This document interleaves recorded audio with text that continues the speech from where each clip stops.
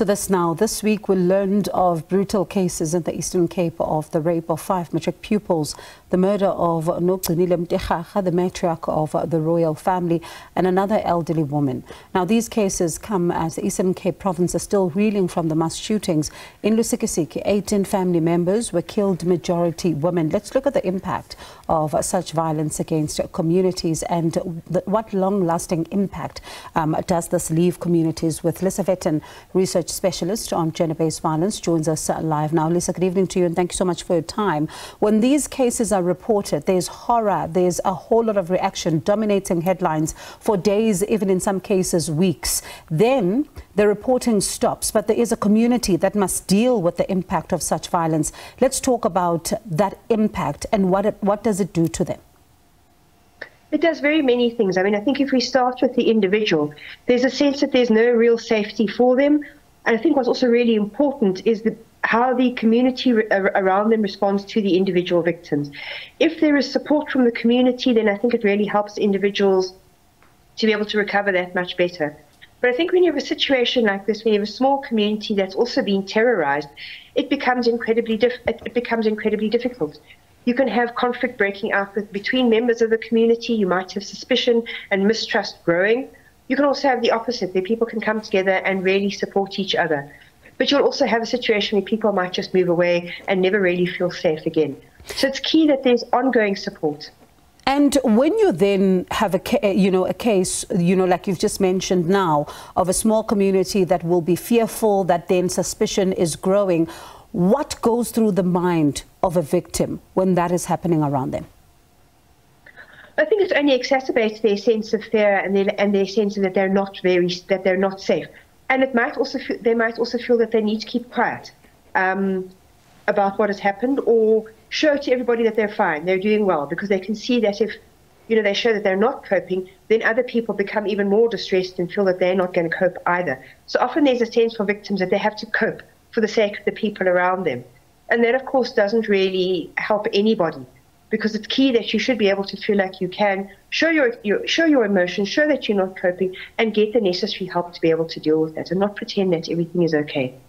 And you speak about coping. I can't help but think of a story that has been doing the rounds as well. Reports suggesting that some of the women in these rural communities have to put money on their windowsills as part of a protection fee so they don't get raped. And this speaks, of course, of what you're talking about, having to cope around what should be dealt with as a as a crime in order to be able to ensure that they are safe.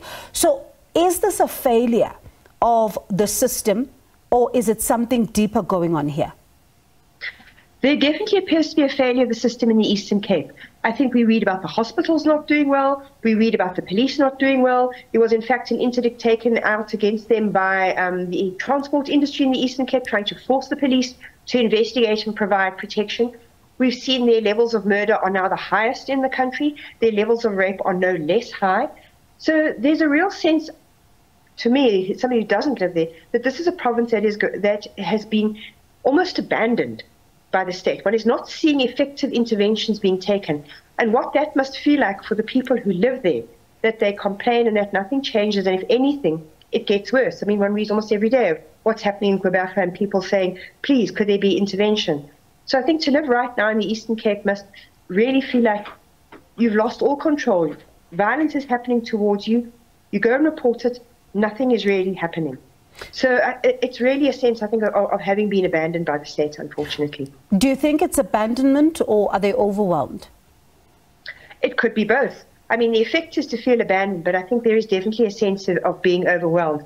I mean, the question one has to ask is if there clearly is a spike in crime going on in the Eastern Cape, and it's been going on for a while, have additional police resources been sent there?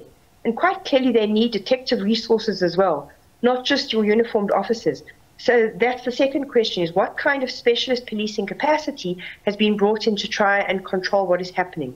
Because this doesn't look like the crime of individuals. This looks more like the crimes of groups, gangs, syndicates, however you want to describe them.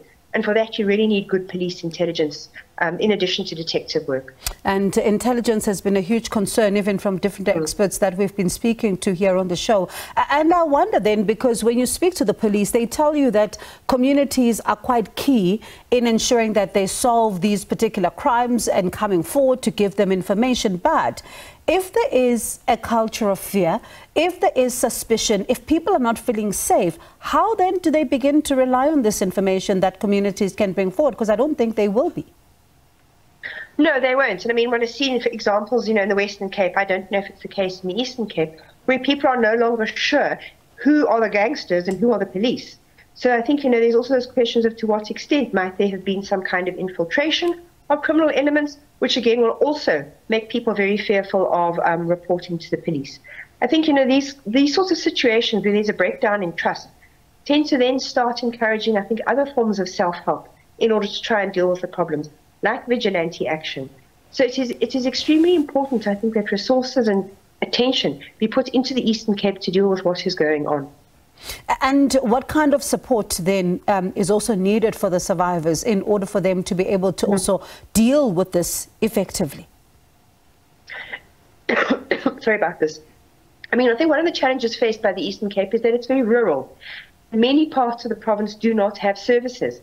So I think there is also, the problems that people have are further compounded by the lack of services.